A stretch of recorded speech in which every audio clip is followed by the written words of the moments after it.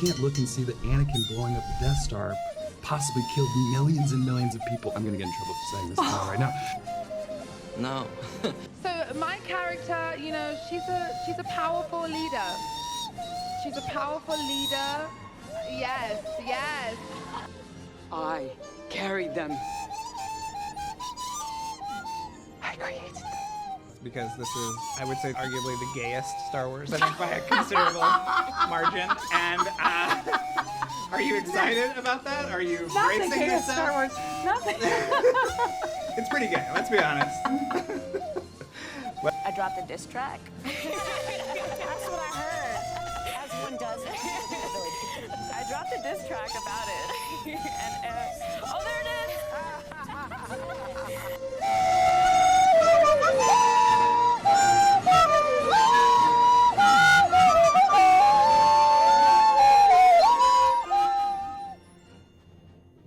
So a couple nights ago, I was laying in my bed while a rumor was circulating on X, formerly known as Twitter, that the Disney Star Wars stillbirth abortion known as the Acolyte series was finally being canceled. At that point, it was just a rumor, it was not confirmed yet, but that allowed me to get my thoughts together on the entire situation before this beautiful headline dropped: The Acolyte canceled. No season 2 for Disney Plus's Star Wars series. So it's confirmed, we will not be getting a season 2, womp womp. And so, I have some thoughts on the situation, which I'd like to share with all of you. And side note, I got called a misogynist in the comments of my last video. Oh, just wait until the response of this one. It's gonna be great. So this should come as a shock to absolutely no one who has actually been paying attention to the audience's response to this series, even going back to its announcement. No one was interested in this show. No one wanted this show. You know, don't listen to the media lapdog critics in the press, because they will glaze anything with a Disney logo on it. The vast majority of fans did not like this series. The vast majority of fans were not even interested in this series. And that is obviously because the fandom is just filled with racist, sexist, homophobic bigots, and people that don't like strong female protagonists of color, right? Ow. Okay, maybe not. So how did we get here?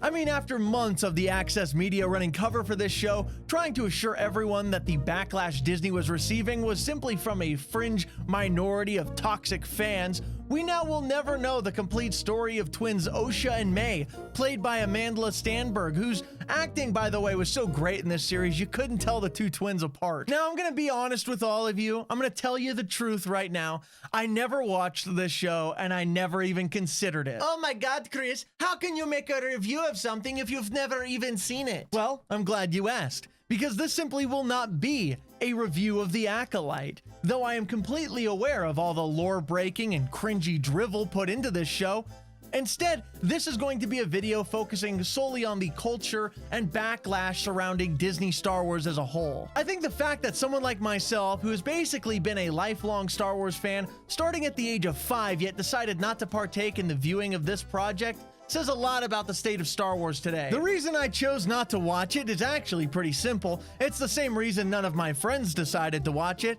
and the same reason thousands of other people sat this one out as well. You could even say that it was the power of many choosing not to watch it, which is what got it canceled. Power of one, the power of two, the power of many. As a die-hard Star Wars fan from day one, I got the message pretty shortly after the release of the sequel trilogy that Lucasfilms was no longer in the business of making movies or TV shows for people like me. Instead, they wanted to, for some reason, pander to people who have never and will never be Star Wars fans. Now, this has absolutely nothing to do with my race. However, if I'm honest, it does have a lot to do with the fact that I am a straight man. For it is mostly straight men and young boys that like action movies and sci-fi movies. Movies whose core values are duty, honor, and sacrifice. Now, I'm not saying women can't be Star Wars fans or that there aren't legitimate Star Wars fans already that are women.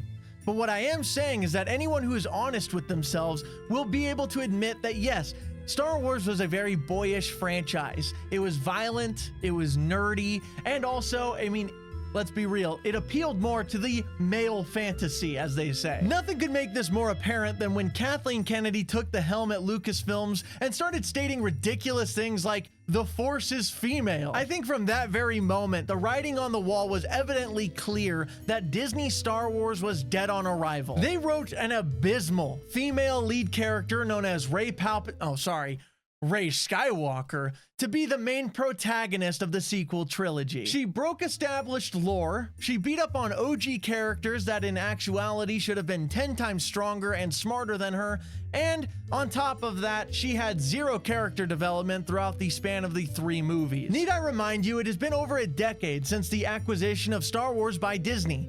Now let me ask you, when was the last time you saw a strong, virtuous male lead who wasn't humiliated by a woman or immediately killed off? Wow, this new Asian Jedi guy looks really cool. I hope nothing bad happens to him. I mean, look no further than what they did to my boy Obi-Wan Kenobi. They made him a backseat character in his own show in order to put the spotlight on diverse female antagonist and young female protagonist. They made him into a hermit who says inappropriate things to little girls that he should have never met with to begin with. If you ever need help from a tired old man. But we must be careful. No one must know, or it could endanger us both. Huh? And then on top of that, an idiot who's too stupid to walk around a single barrier. Disney writing a male character be like, let's make him a sad, washed up, crusty version of his former self who only pulls his head out of his ass after getting subdued by our amazing, talented, strong female protagonist. Or we can make him a villain. Why would I support Lucasfilms when they have gone out of their way time and time again to remind people like myself that the support that we bring them means absolutely nothing? I want to make it perfectly clear that I am not angry at what Star Wars has become. No, I have genuinely just lost all interest, I don't care anymore, and have become entirely apathetic to the fall of Star Wars. They made, in their own words, a female-centric, gay and diverse Star Wars which from its very inception was designed to piss off the OG fans. They act with every product release and every press statement that they do not need the support of people like me. And so fine, you know, whenever their products crash and burn as the Acolyte did, they have nothing and no one to blame but themselves. If you liked the Acolyte, as I'm sure 5s and 10s of you did, I'm sorry you had to lose it. Genuinely. Though it didn't need to be like this. Many of the OG Star Wars fans were holding out hope for a very long time that Lucasfilms would eventually toss us a bone just once. Many people held out hope for The Mandalorian, but who was eventually shoved to the back of the bus in his own show in order to make room for an edgy girl boss who no one liked or cared about, all while firing the one girl boss we did like and care about. Many people were holding out hope for Kenobi, but then they gave old Ben the Jake Skywalker treatment. And don't get me started on Luke. Don't get me started on the way Disney treated Luke Skywalker's character. I will go off. So don't get mad at me or people like me that your house of cards is finally coming down. Star Wars has become entirely unrecognizable to the original fans, and so we're moving on. Lightsabers don't kill people anymore. The Force is now called the Thread, and apparently there's no such thing as real good versus real evil anymore.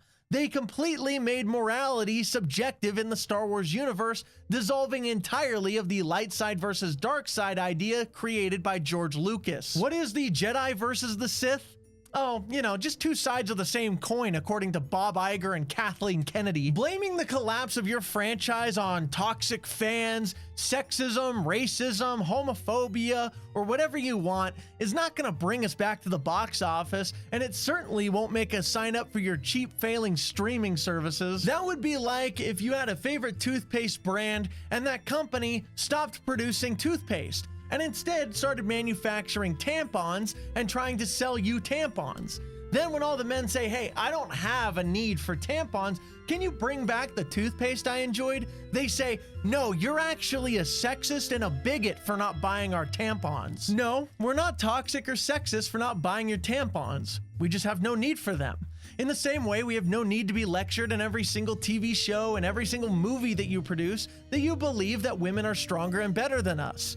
We got the message a long time ago. We've just decided to go watch something else now. So keep it up, Disney. I can already tell that the edgy girl boss trope is no longer working out for you as planned, and so you're trying new things.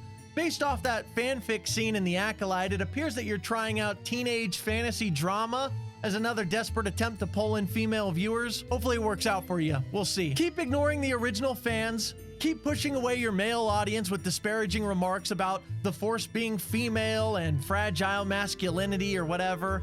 And don't be surprised when all of your projects end up as colossal failures like The Acolyte, because you stifled away any and all goodwill you had left with the base of your franchise. Anyways, if you agreed with anything I said, don't forget to drop a like. Don't forget to tell me what you think in the comments down below, and I will see you in the next one. Peace.